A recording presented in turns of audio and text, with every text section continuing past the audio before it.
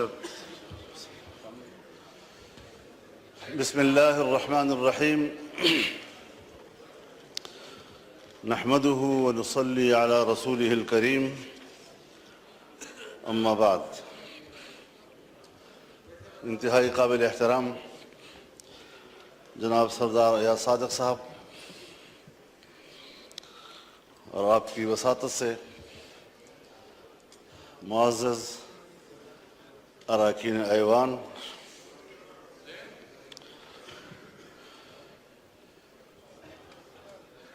حلف برداری کے بعد میں پہلی مرتبہ ایوان میں حاضر ہو رہا ہوں اور یہ بھی ارادہ ہے کہ کچھ معروضات آپ کی خدمت میں پیش کر سکوں۔ مجھ سے پہلے جناب اسد قیصر صاحب جو بات کر رہے تھے، ان کا جو مطالبہ تھا میرے خیال میں ان کا مطالبہ صحیح تھا اور جلسہ کرنا ان کا حق ہے اور میں ان کے اس مطالبے کی حمایت کرتا ہوں۔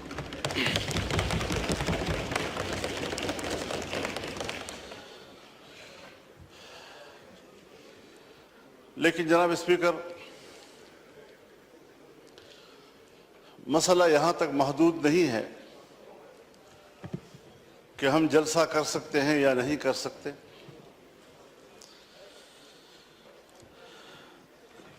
اس بات پر سنجیدگی سے غور کیا جائے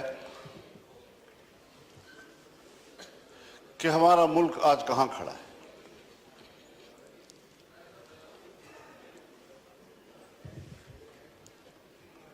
ہم نے یہ ملک جس جمہوری انداز کے ساتھ برصغیر کے مسلمانوں کی تائید سے حاصل کیا، ان کی قربانیوں سے حاصل کیا، اس ملک کے قائم ہونے میں نہ بیوروکریسی کا کوئی کردار ہے اور نہ ہی اسٹیبلشمنٹ کا کوئی کردار۔ لیکن اس بات کو سوچا جائے کہ آج عوام کہاں کھڑے ہیں اور اسٹیبلشمنٹ کہاں کھڑی ہے۔ کیا وجہ ہے کہ مسلسل ایوان پر سوال اٹھایا جا رہا ہے، ہماری عوامی نمائندگی پر سوال اٹھائے جا رہے ہیں؟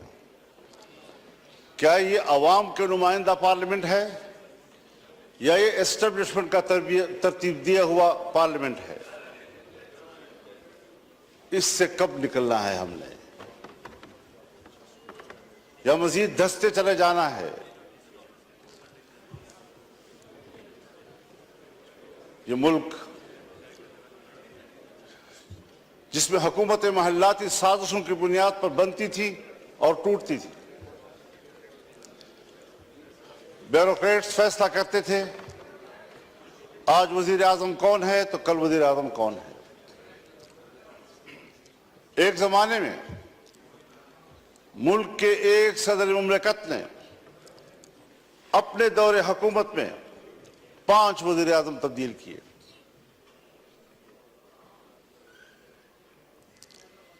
بڑی مشکل کے ساتھ، عوام کی جدوجہد کے ساتھ اس ملک میں عام آدمی کو ووٹ کا حق ملا۔ پارلیمانی طرز حکومت پر اتفاق ہوا، الیکشن ہو گئے سن 1970 میں، جسے آج ہم بطور مثال پیش کرتے ہیں۔ لیکن انتخابات کو بطور مثال پیش کرنے کے بعد کیا اس کے نتائج پر بھی ہماری نظر ہے؟ جس کے نتیجے میں ملک 2 لخت ہو گیا، ہم پارا پارا ہو گئے۔ قائد اعظم نے جو قوم کو موٹو دیا تھا، اتحاد، تنظیم اور یقین محکم، وہ کہاں رہا؟ قائد اعظم کا پاکستان کہاں ہے آج؟ شاید تاریخ اس کے حقائق سے پردہ اٹھائے گا۔ تاریخ معاف نہیں کرتی کسی کو۔ تھوپا گیا سیاستدانوں پر، اور کردار جنرل آغا یحییٰ خان تھا۔ حکومت کو چلنے ہی نہیں دیا گیا۔ پھر ماشاء اللہ، پھر ہم کچھ سنبھلے تو پھر ماشاء اللہ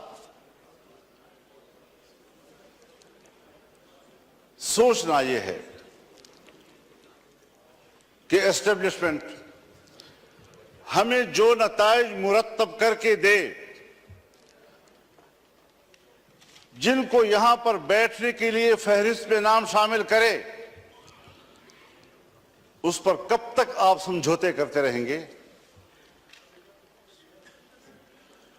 کب تک ہم یہ سوچتے رہیں گے، بھیک مانگتے رہیں گے ان کے دروازوں پر بیٹھ کر؟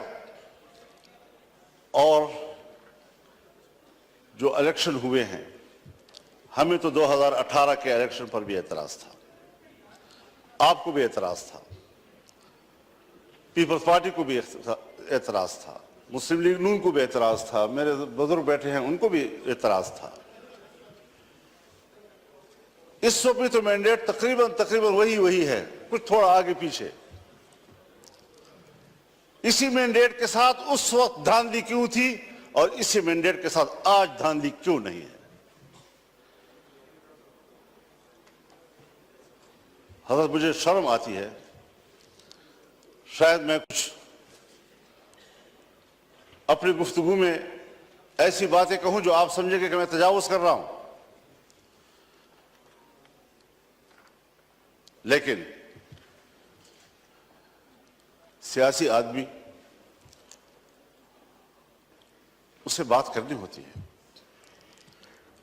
سیاستدان معلومات کی بنیاد پر بات کرتا ہے، پبلک میں بات کرے، پارلیمنٹ میں بات کرے۔ خدا کرے یہ خبر غلط ہو، لیکن ہماری معلومات یہ ہیں کہ اس بار تو باقاعدہ اسمبلیاں بیچی گئی ہیں اور اسمبلیاں خریدی گئی ہیں۔ کون ان اسمبلیوں کو اور ان ایوانوں کو عوام کا نمائندہ پارلیمنٹ کہے گا؟ کس طرح ہمارا ضمیر مطمئن ہے یہاں پر بیٹھنے میں؟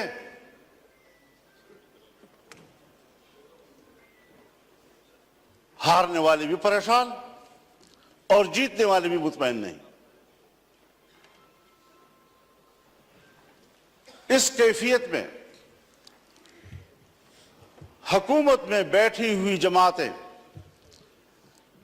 جو ہمارے لیے محترم بھی ہیں، ہمارے ہم سفر رہے ہیں، ہم ان کے ان جدوجہد کی قدر کرتے ہیں، لیکن انہی کی جماعتوں کے اندر ان کے سینئر لوگ مجبور ہیں کہ وہ اپنی ہی مینڈیٹ کو مسترد کر رہے ہیں، اس پر اعتراضات اٹھا رہے ہیں۔ صرف اپوزیشن کی بات نہیں ہے، ہم دیکھ بھی رہے ہیں، ہم سن بھی رہے ہیں۔ تو جمہوریت آج کہاں کھڑی ہے؟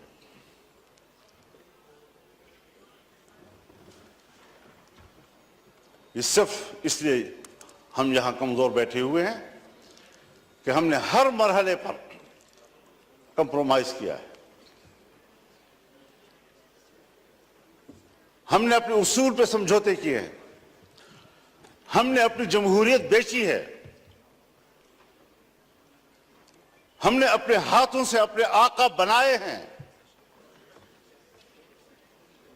اور جب ہم ہی اپنے ہاتھوں سے اپنے لیے آقا بنائیں گے، یہی ہوتی ہے آخرت کی نشانی۔ جب رسول اللہ صلی اللہ علیہ وسلم سے حضرت جبریل نے پوچھا کہ آپ قیامت کی علامات کے بارے میں بتائیں، تو آپ نے پہلی بات کی ان تلد الامۃ ربتہا، کہ مائیں اپنے لیے مالکائیں جنیں گی، یعنی بیٹیاں مالک بن جائیں گی اور ماں کو نوکر اور گھر کے مزدور کی طرح دیکھیں گی۔ اس مثال سے آپ خود سمجھ لیں کہ جو آپ کے ماتحت ہونے چاہیے تھے، جو آپ کے حکم پر چلنے چاہیے تھے، وہ آج ہمارے آقا اور ان کے حکم پر ہم چل رہے ہیں۔ ہم یہاں پر ایک قانون پاس نہیں کر سکتے۔ جناب اسپیکر صاحب، آپ گواہ ہیں، آپ گواہ ہیں، آپ کی پوری جماعت گواہ ہے۔ ہم نے ایک اجلاس میں ایک قانون سازی پہ بات کی، اس کے لیے کمیٹی بنی، وزیر قانون کے نگرانی میں میاں شہباز شریف صاحب نگرانی کر رہے تھے اوپر سے۔ ہمارا اتفاق ہوا دینی مدارس، ان کے وفاق، حکومت کے درمیان اس مسودے پر اتفاق ہو گیا۔ اتفاق رائے کے باوجود اسمبلی میں نہیں آ رہا، اس لیے کہ اجازت نہیں۔ کرتے کرتے بالآخر اسمبلی میں آیا وہ، اور آیا تو خواندگی کے دوران روک دیا گیا اور پاس نہیں ہونے دیا۔ ہم پارلیمنٹ ہیں، ہم نے اس پہ اتفاق رائے کیا، اسمبلی تک میں لے آئے، پیش ہو گیا، پہلی خواندگی ہو گئی اور بالآخر اس کو ڈراپ کرنا پڑا۔ اتنا ضرور ہمیں پتہ چل گیا، اور میں نے شہباز شریف صاحب سے کہا کہ ہمیں اتنا پتہ چل گیا ہے کہ قصور آپ کا نہیں ہے، کون رکاوٹ ہے ہمیں معلوم ہو گیا، بس اتنا ہی چاہیے تھا۔ ہم قانون سازی کا بھی اختیار نہیں رکھتے، ہم اپنی مرضی سے قانون بھی نہیں بنا سکتے۔ اس پارلیمنٹ کی رکنیت پر ہم فخر کرتے ہیں اور ہم سمجھتے ہیں وی آئی پی بن گئے۔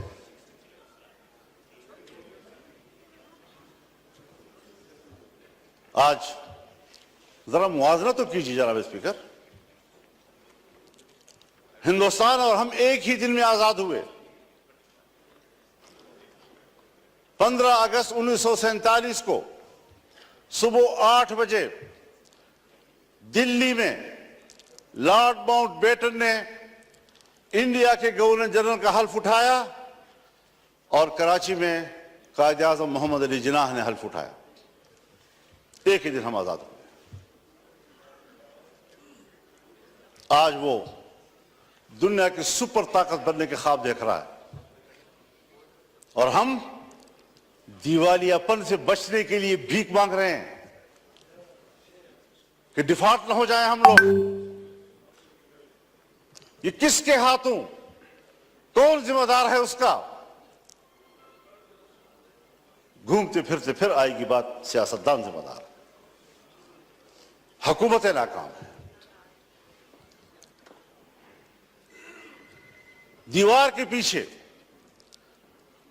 جو قوتیں ہمیں کنٹرول کرتی ہیں، جن کے باغ ڈور ہمارے ان کے ہاتھ میں ہیں، فیصلے تو وہ کریں اور منہ ہمارا کالا کریں، عوام ہمیں گالیاں دے، ذمہ دار ہمیں ٹھہرائیں۔ یہ کون سی سیاست ہے؟ ہم کہاں اس ملک کو لے آئے ہیں کہ آج آپ کا ایک ایک بچہ 25 کروڑ آبادی کا، وہ 2 اور 3 لاکھ تک کا مقروض ہو چکا ہے۔ خوش ہوتے ہیں آئی ایم ایف نے نیا قسط جاری کر دیا، نیا قسط 1 لاکھ 1.5 لاکھ کا، کروڑ 1 ارب 1.5 ارب کا ہوتا ہے، لیکن آپ کو قرضے کتنے دینے ہیں؟ اپنی پیداوار کدھر ہے ہماری؟ اپنی صلاحیت کدھر ہے ہماری؟ ہم نے ملک کو جمود کا شکار بنا دیا ہے۔ اور قومیں جب جمود کا شکار ہوتی ہیں تو پھر وہ گرتی ہیں، وہ ترقی نہیں کر سکتی۔ پھر ذرا حساب لگائیں،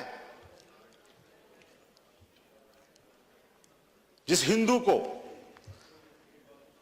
ہم سارے القاب دیتے ہیں، سارے برے القاب ان کے، سارے اچھے القاب ہمارے، لیکن نتیجے کے لحاظ سے کارکردگی کی بنیاد پر ذرا اس کا بھی تجزیہ کر لیں، اپنا بھی تجزیہ کر لیں۔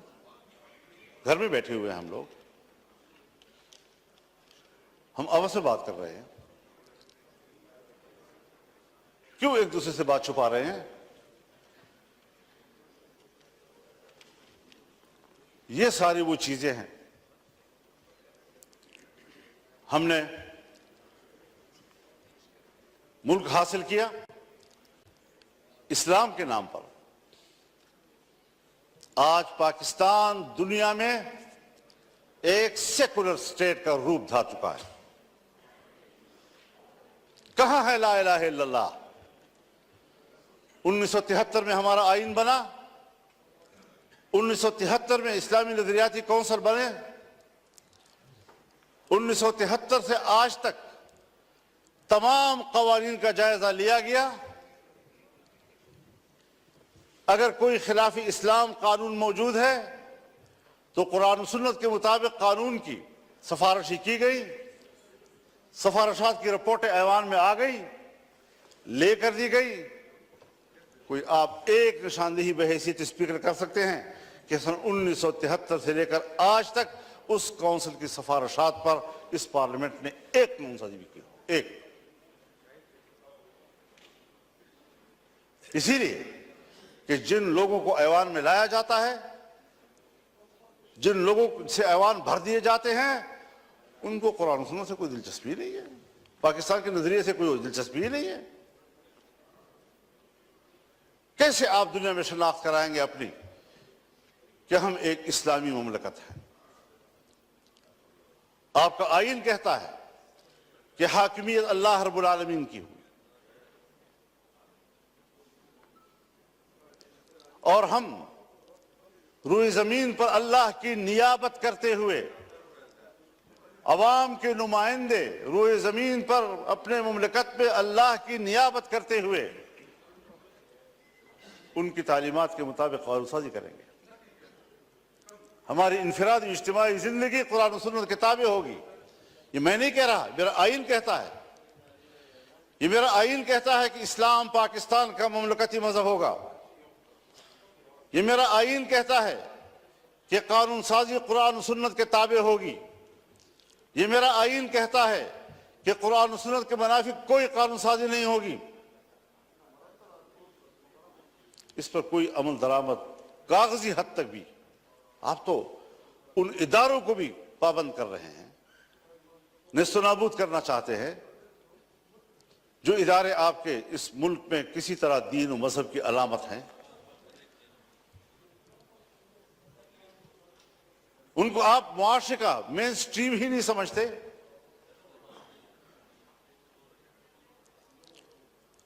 تو جس نظریے پر ملک قائم ہوا تھا 75 سال میں، اس کا بھی ذرا حساب لگا لیں آپ کہاں کھڑے ہیں۔ اور ممکن ہے بہت سے لوگ سمجھیں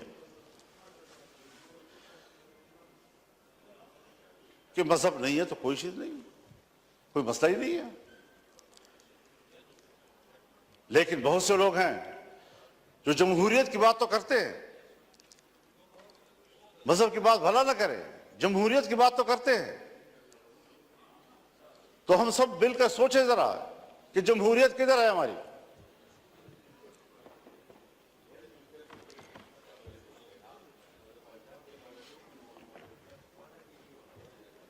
'54-55 سے، سن 1954-55 سے 58 تک نیم مارشل لا، اور 58 سے لے کر 71 تک مکمل مارشل لا، 77 سے پھر مارشل لا، 99 سے پھر مارشل لا، اور ہم کمپرومائز کرتے رہے۔ یہاں اسی ایوان میں ہم نے قانون سازی کرنا چاہیے، چیختے رہے ہم لوگ کہ صاحب یہ جو کچھ آپ کر رہے ہیں قرآن و سنت کے خلاف ہے. کسی نے نہیں سنی. تو جمہوریت کہاں ہے آپ کی؟ الیکشن آپ کے ڈھونگ، اسمبلیوں کی کوئی قدر و قیمت نہیں. اسمبلیوں میں آنے والا اپنے آپ کو معزز سمجھتا ہے، عوام کا نمائندہ ہے. آپ کے کاغذات میں اس کا جو پروٹوکول ہے وہ وی وی آئی پی کا ہے، اس کے مراعات ہوتے ہیں. لیکن کیا ہمارا ضمیر بھی مطمئن ہے اس بات پر؟ وَاسْتَفْتِ نَفْسَكَ، اپنے ضمیر سے پوچھ لو پہلے، کیا واقعی ہم مطمئن ہیں ان نتائج سے؟ اور جناب اساتذہ صاحب، کیا واقعی آپ لاہور کے نتائج سے مطمئن ہیں؟ اللہ آپ کو مطمئن رکھے گی، اللہ آپ کو مطمئن رکھے. لیکن ہر چند کے ہے نہیں ہے.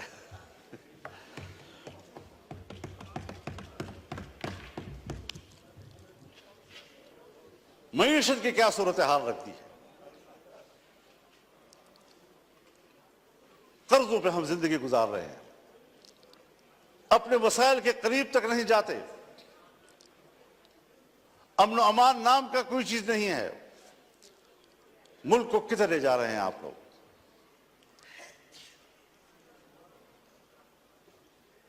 آپ آئیں ذرا لاہور سے ذرا سفر کریں اور آئیں ذرا. میں آپ کو دعوت دینا چاہوں گا ڈیرہ اسماعیل خان میں، ٹانک میں، وزیرستان میں، لکی مروت میں، باجوڑ میں. آپ وہاں آ کر ذرا دیکھ تو لیں کہ ہماری وہاں کیا حالت ہے.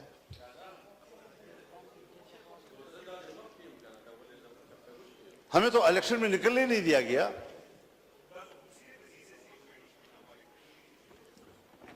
ایک طرف طالبان کی طرف سے اعلان ہوتا تھا کہ ہم الیکشن میں کوئی کارروائی نہیں کریں گے، دوسری طرف ہمیں دھمکیاں ملتی تھی. پھر ادھر سے ہمیں چٹھیاں ملتی تھی کہ آپ تھریٹ لیٹر آ جاتی تھی کہ آپ نہ جائیں. پبلک سے رابطہ ہی نہیں کرنے دے رہے تھے. اور جو ہی الیکشن گزرا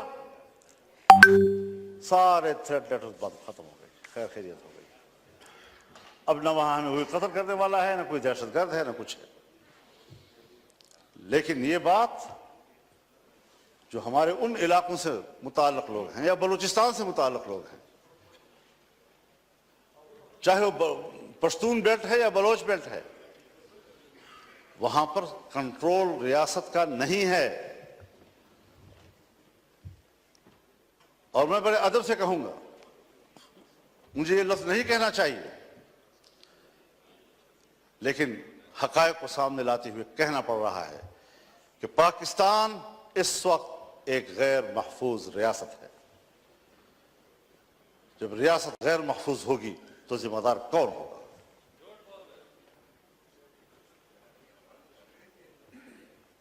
دہشت گردی کے خلاف لڑنے کی پالیسی بنائی جنرل مشرف صاحب کے دور میں. جو امریکہ نے کہا وہ ہم پہ مسلط کر دیا گیا. اور آج تک اس پالیسی میں کوئی فرق نہیں آ رہا. آپریشنز ہوئے،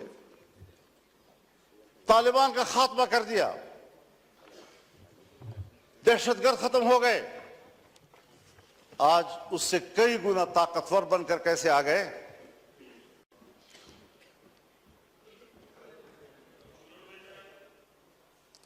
ذرا مجھے بھی دکھا دے بیٹا. بالکل ٹھیک ہے جی.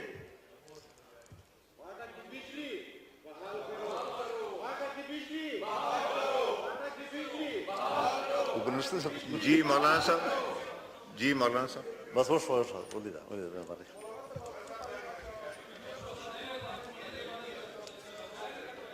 تو جناب اسپیکر، آفریدی صاحب میسج آ گیا، آپ کو پوائنٹ آف آرڈر میں دوں گا.